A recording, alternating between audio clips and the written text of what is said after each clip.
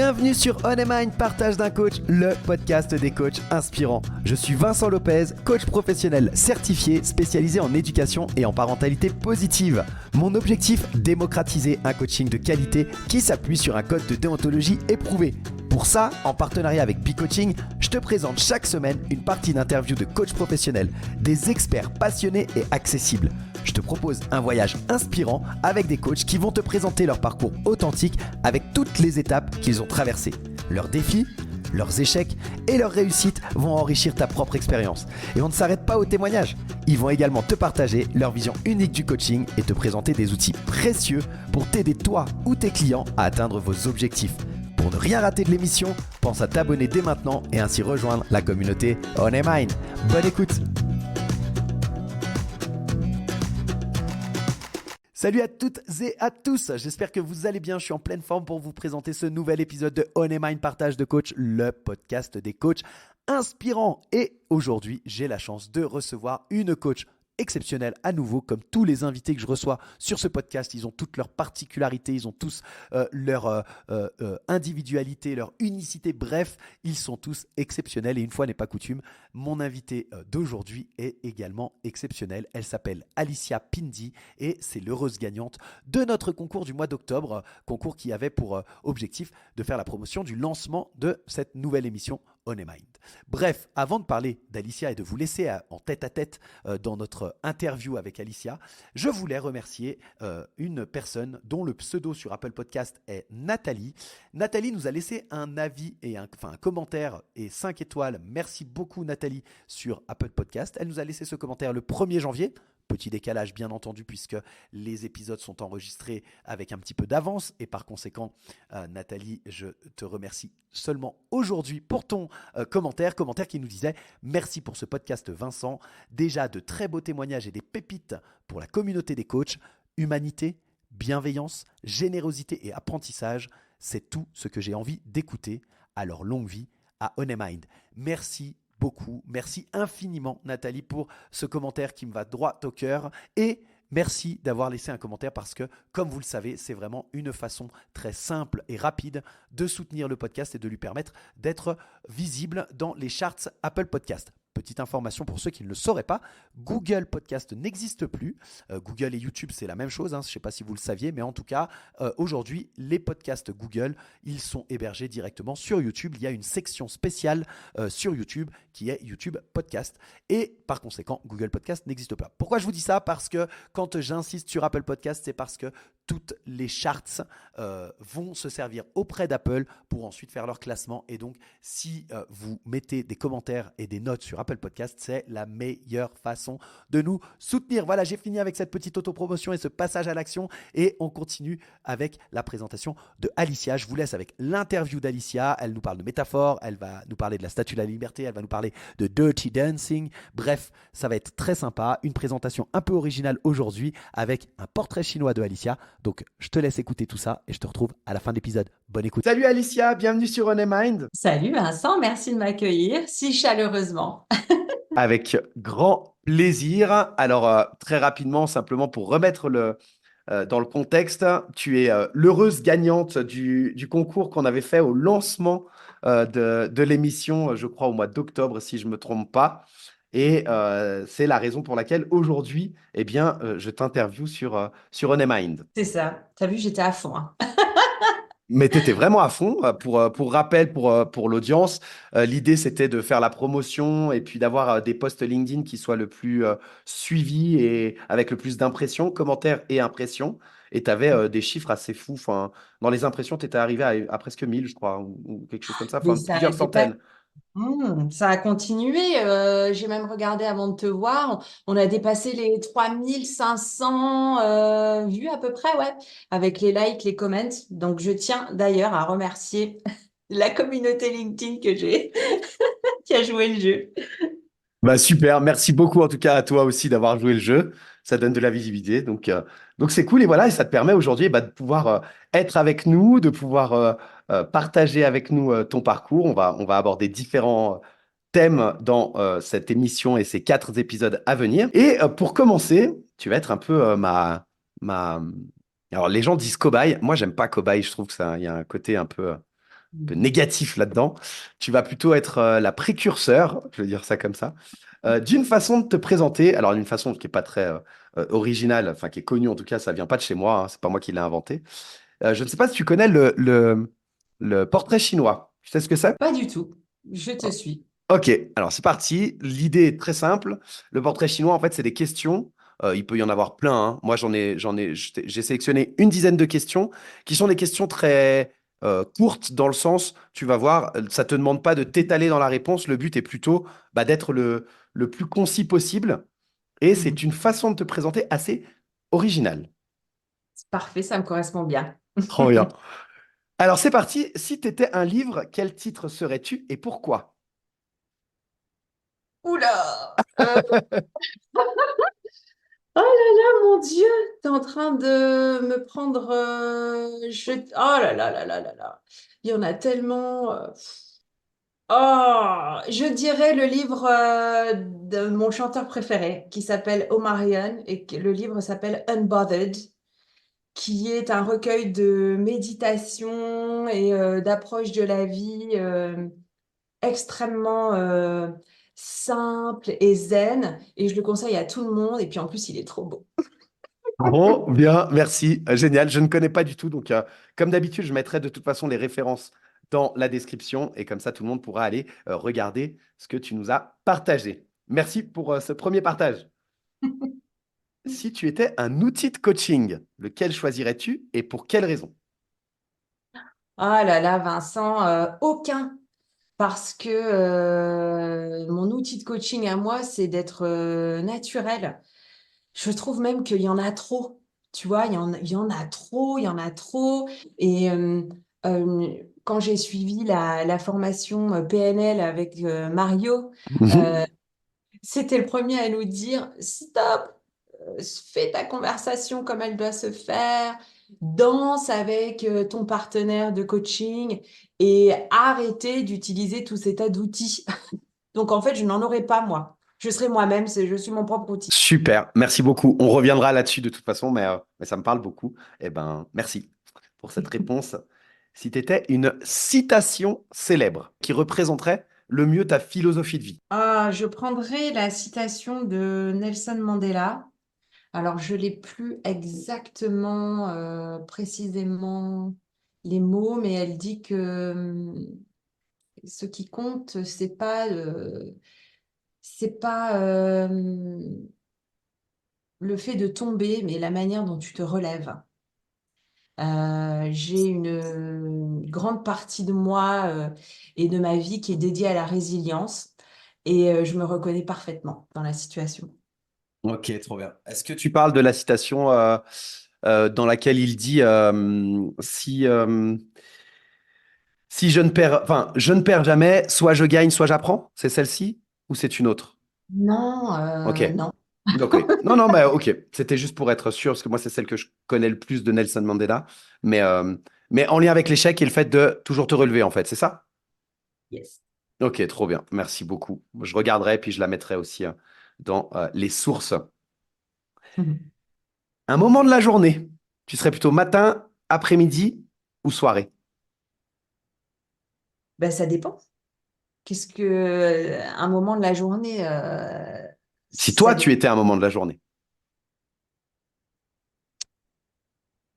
Ah, j'en suis aucun. C'est compliqué ta question. Moi, je ne sais pas me mettre dans une case. Ça va dépendre de comment ma journée est faite et qui je croise et quel est l'objectif de ma journée, parce que chaque journée est différente. Euh, mais je vais quand même essayer de répondre à ta question. Je dirais le matin. Je fais beaucoup de stories aussi Insta sur ma page Insta que j'ai créée pour mes étudiants.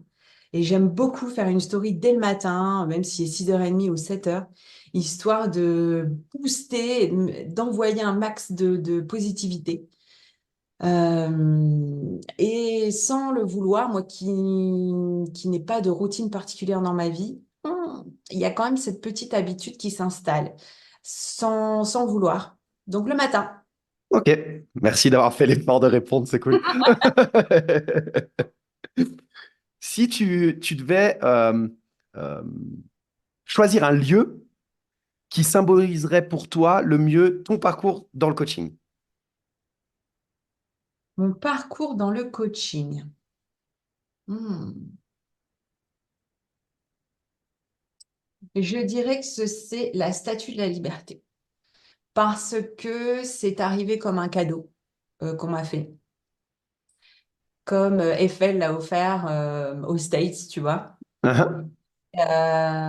Au-delà du fait que ça soit un cadeau, c'est, je veux dire, c'est un monument qu'on voit au moins une fois dans sa vie. Je pense que c'est vraiment un endroit qu'il faut aller voir une fois dans sa vie et qui inspire énormément de valeurs et beaucoup de choses positives sur n'importe qui y va ou qui va y recueillir ou qui passe devant. Et c'est vraiment, on dirait ouais, je dirais l'histoire que j'ai avec le coaching, ouais, c'est ça. C'est Trop inspirant. cool. Inspirant, trop bien, merci. Une compétence essentielle pour toi au coaching, laquelle tu incarnerais. Ah, la confiance. La confiance. Pour moi, un bon coach, c'est quelqu'un qui inspire confiance naturellement et qui a aussi confiance en la personne qui a en face de lui. C'est vraiment mutuel. Donc, confiance, ouais. Ok, trop bien. Et peut-être une dernière, euh, si tu étais un défi, en fait, si tu devais incarner un défi que tes coachés rencontrent souvent, lequel ce serait et comment tu le surmonterais? Ben, je suis passée par là. C'est l'affaire du se connaître. Énormément de coachés se rendent compte par la prise de conscience qu'en fait, euh, ils ne se connaissent pas suffisamment et qu'à travers le coaching, ils apprennent à se connaître. Et je l'ai vécu moi-même. Euh, et donc, comment le surmonter? Ben, c'est prendre du temps pour soi et s'apprécier et au maximum déployer tout un tas de choses dans notre vie pour savoir qui l'on est. Et quand on apprend qui on est vraiment, bah, ça nous aide énormément dans la relation qu'on a vis-à-vis des autres et dans tous les domaines, que ce soit perso, pro. Quand je dis perso, c'est autant amoureux qu'avec ta famille, tes enfants, dans la parentalité. Et vraiment, moi, c'est se connaître. Tu vois, je l'aurais mis comme ça dans un grand panneau lumineux. Eh ben, super, parfait. Et ça me donne une transition magnifique pour la suite. Merci pour cette présentation un peu, tu vois, qui part un peu dans tous les sens. Mais l'idée, c'est vraiment d'aller piocher des petites choses et puis de voir un peu qu'est-ce qui ressort chez toi. Et on va rentrer maintenant un peu plus dans le propre du sujet. À savoir, je t'ai posé quelques questions qui étaient en lien avec le coaching, parce que c'est quand même le sujet principal de cette émission, même si on aborde de l'entrepreneuriat, on aborde du développement pro, perso, etc. Comment tu définirais, toi, le coaching et en quoi, surtout, enfin, surtout, pas forcément, mais en tout cas, en quoi est-ce qu'il diffère d'autres formes de développement personnel ou professionnel? Parce que déjà, c'est le meilleur. De manière très objective. De manière très objective. Et comment je le définis? Euh, ben, je t'ai donné un petit hint tout à l'heure.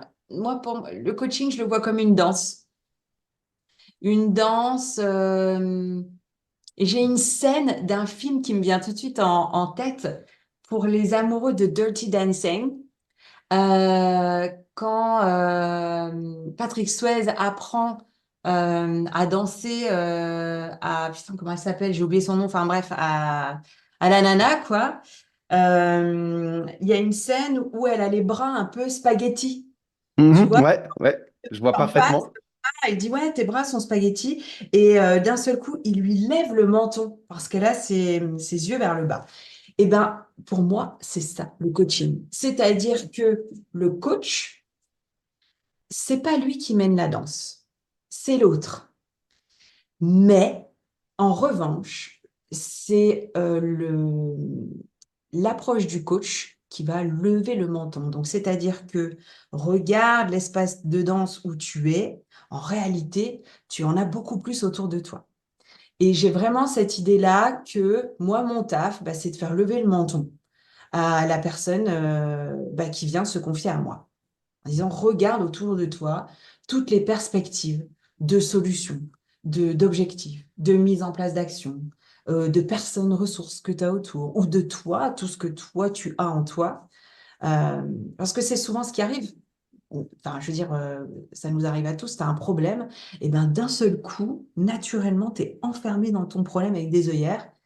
Et le coach, pour moi, est là pour enlever les œillères et faire lever le menton. Donc, tu vois, je suis très dans les images masculines, avec Omarion et la Patrick Swayze. Patrick Swayze avec, comment elle s'appelait Bébé dans le film, je crois, je sais plus son nom, Ouais, mais il l'appelait Bébé. Bref, peu importe, mais ouais, tout à fait. Ok, ouais, top.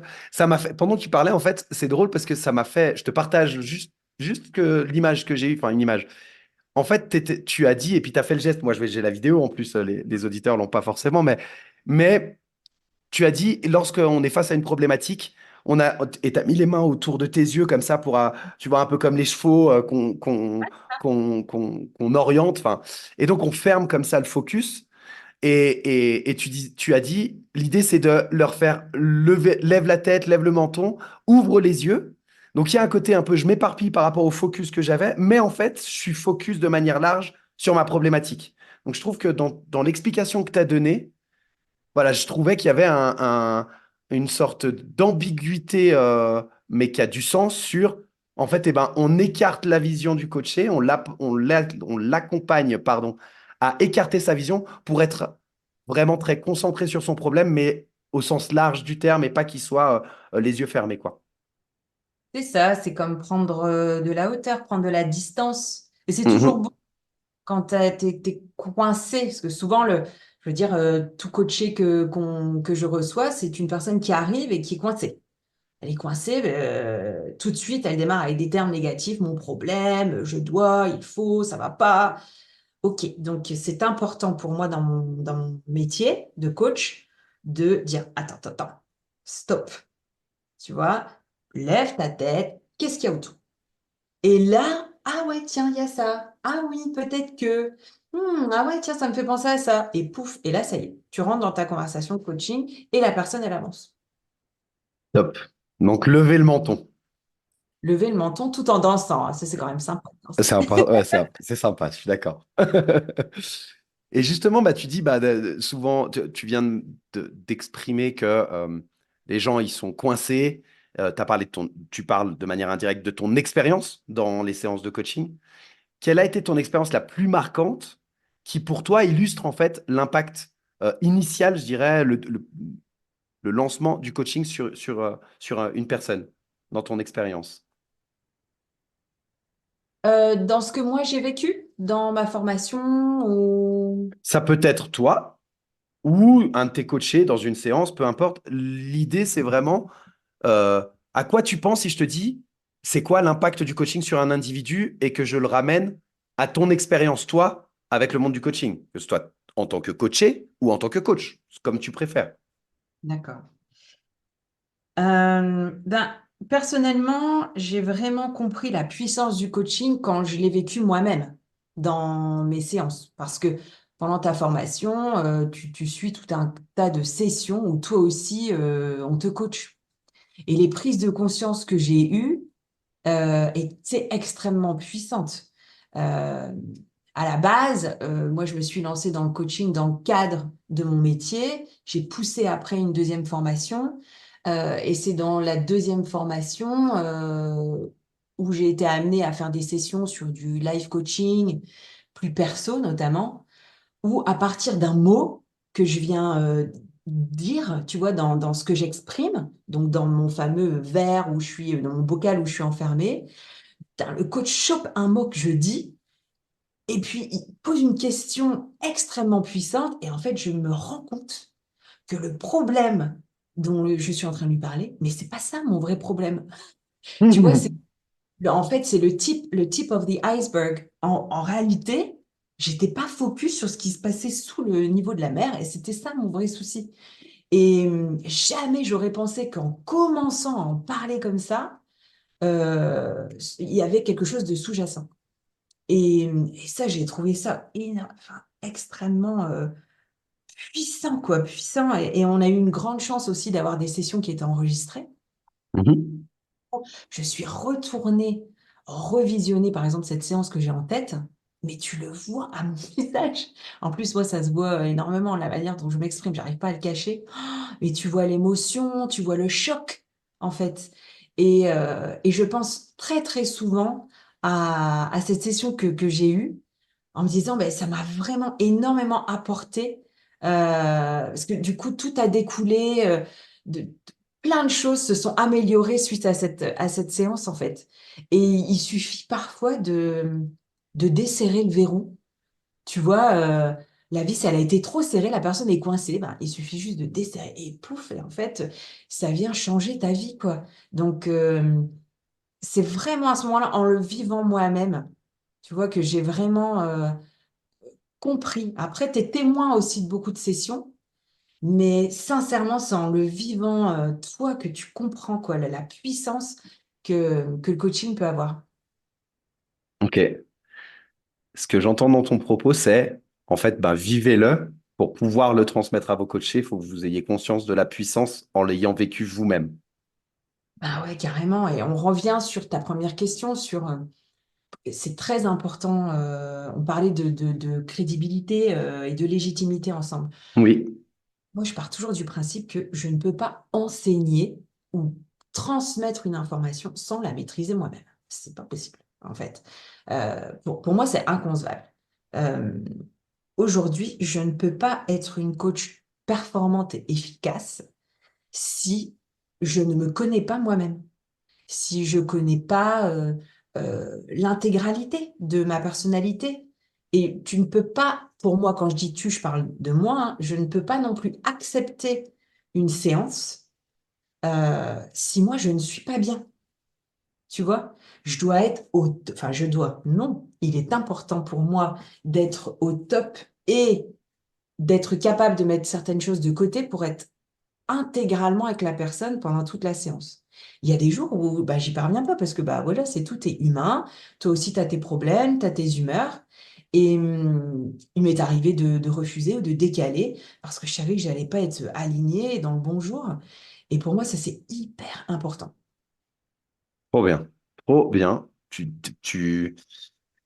En l'espace de 3 minutes, il y a énormément de choses dans ce que tu dis qui est super important. Bah, si j'essaye de reprendre là, comme ça, à chaud, tu parles de l'état dans lequel tu es, de t'écouter et de pouvoir être disponible pour ton coaché. Tu parles de te connaître, tu parles de l'avoir vécu, tu parles de maîtriser ton sujet. Il y a énormément, énormément, j'entends énormément de qualités, en tout cas que j'identifie moi comme des qualités du coach dans ce que tu viens de dire. Donc j'invite les auditeurs à réécouter les 5 minutes qui viennent de passer parce qu'il y a beaucoup, beaucoup de choses en fait super importantes qui sont naturelles dans ton discours parce que pour toi c'est acquis aujourd'hui, mais qui je suis certain pour des nouveaux coachs ou des futurs coachs, bah, ça fait partie des choses sur lesquelles il faut aller creuser un petit peu. Exact, ouais. Et voilà, on clôture donc cette première partie de l'interview de Alicia Pindi avec ce conseil. Réécoute les 5 dernières minutes. Vraiment, c'est riche en enseignements pour toutes les qualités qui font un bon coach. Si tu as des doutes, prends des notes, mets sur pause pendant que tu écoutes. Bref, vraiment, je t'invite à réécouter ce petit passage court mais très intense en enseignement. J'espère que cette première partie t'a plu, que cette présentation en portrait chinois, eh bien, t'a un peu surprise et que tu as apprécié. N'hésite pas à me faire un retour. Les feedbacks sont toujours très intéressants. Donc, tu peux me contacter via les commentaires directement sur Apple Podcast ou bien via les coordonnées que je te laisse dans la description de l'épisode de façon à me faire le retour que tu souhaites. Tu peux aussi le faire sur les réseaux sociaux, sur le dessous des posts de promotion sur LinkedIn. Lorsque je fais la promotion de la sortie de l'épisode, eh bien, laisse les commentaires, laisse-moi un feedback. C'est toujours intéressant de savoir ce que tu penses des épisodes. Voilà, j'espère en tout cas que cette première partie t'a plu. Dans la suite de l'interview, eh bien, on va continuer à explorer le coaching de Alicia. On va continuer à explorer qui est Alicia et comment elle pratique son coaching. On va rentrer dans son univers assez fascinant. Ça va nous révéler à chaque fois des nouvelles facettes de l'art du coaching, ses défis, ses triomphes, les moments les plus marquants, des conseils aussi, beaucoup de conseils très précieux. Donc, je garde le mystère sur les thèmes exacts qu'on va aborder, mais sois assuré que ça va être aussi captivant et révélateur que ce premier épisode. En attendant, n'oublie pas de t'abonner au podcast pour ne manquer aucun de ces moments précieux. Et comme toujours, je t'invite à partager tes réflexions, tes apprentissages sur cet épisode sur les réseaux sociaux ou en commentaire. Tu le sais, l'engagement permet à la communauté de coaching d'être encore plus fort et plus connecté au fur et à mesure que nous avançons. Enfin, je te remercie bien sûr d'être présent jusqu'à la fin de l'épisode, d'avoir été présent avec nous aujourd'hui. Reste à l'écoute pour la suite de l'aventure avec Alicia et je te dis à très bientôt pour de nouvelles explorations dans le monde du coaching avec On Mind Partage de Coach, le podcast des coachs inspirants. Bye bye.